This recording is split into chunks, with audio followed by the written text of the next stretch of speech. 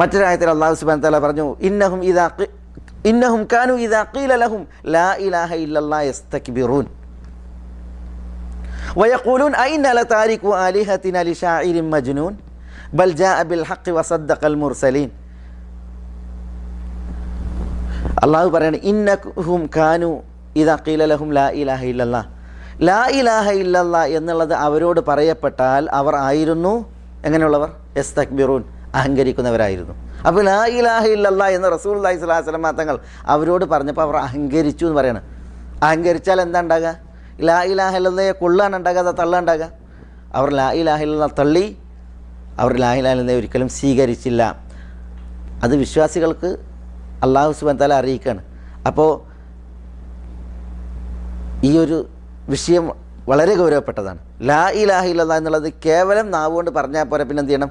ലാ ഇലാഹ ഇല്ലല്ലാഹയെ കബൂലാക്കണം, മനസ്സ വാച കർമ്മണ കബൂലാക്കണം. ലാ ഇലാഹ ഇല്ലല്ലാഹയെ കബൂലാക്കുമ്പോൾ അതിൻ്റെ ആശയവും കബൂലാക്കണം, അതെന്തെന്ന് തേടുന്നു അതിനെയും കബൂലാക്കണം. ഒരിക്കലും റദ്ദുണ്ടാകാൻ പാടുള്ളതല്ല. ഇവിടെ മുശ്രിക്കുകൾ ഇദാ ഖീല ലഹും ലാ ഇലാഹ ഇല്ലല്ലാഹ്, അവരോട് ലാ ഇലാഹ ഇല്ലല്ലാഹ് എന്ന് പറഞ്ഞാൽ യസ്തക്ബിറൂൻ, അവർ അഹങ്കരിക്കുമായിരുന്നു. അഹങ്കരിച്ചിട്ടുണ്ടെങ്കിൽ എന്താ ഉണ്ടാവുക? അഹങ്കാരിയുടെ ഖൽബിലേക്കൊന്നും സ്വീകാര്യമാകൂല, തിരസ്കാരമായിരിക്കും ഫലം.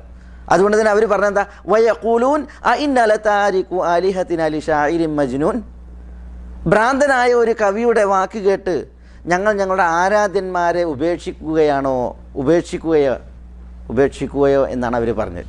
നോക്കി നിങ്ങളപ്പോൾ ലാ ഇലാഹ ഇല്ലല്ലാഹ് അവർ സ്വീകരിച്ചില്ല എന്ന് മാത്രമല്ല, അവർ അഹങ്കരിച്ചുകൊണ്ട് അവർ പറഞ്ഞെന്താ?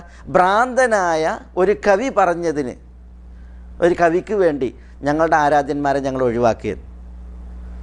അപ്പോൾ അവർ ആരാധ്യന്മാരെ ഒഴിവാക്കിയില്ല, സ്വീകരിച്ചു. ലാ ഇലാഹ ഇല്ലല്ലാഹ് എന്നതിനെ അവരെന്ത് ചെയ്ത്? ഒഴിവാക്കി. വിശ്വാസികൾക്ക് അത് ഉണ്ടാകാൻ പാടുള്ളതല്ല. ലാ ഇലാഹ ഇല്ലല്ലാഹ് എന്ന് പറയുകയും കബൂൽ, സ്വീകാര്യത ഉണ്ടാകണം. എങ്ങനെയുള്ള സ്വീകാര്യത? ലാ ഇലാഹ ഇല്ലല്ലാഹയെയും അതിൻ്റെ ആശയത്തെയും അതിൻ്റെ തേട്ടത്തെയും നിരാകരിക്കാത്ത വിധമുള്ള സ്വീകാര്യത. റദ്ദൊരിക്കലും ഉണ്ടാകാൻ പാടുള്ളതല്ല, കബൂല് മാത്രമേ ഉണ്ടാകാൻ പാടുള്ളൂ.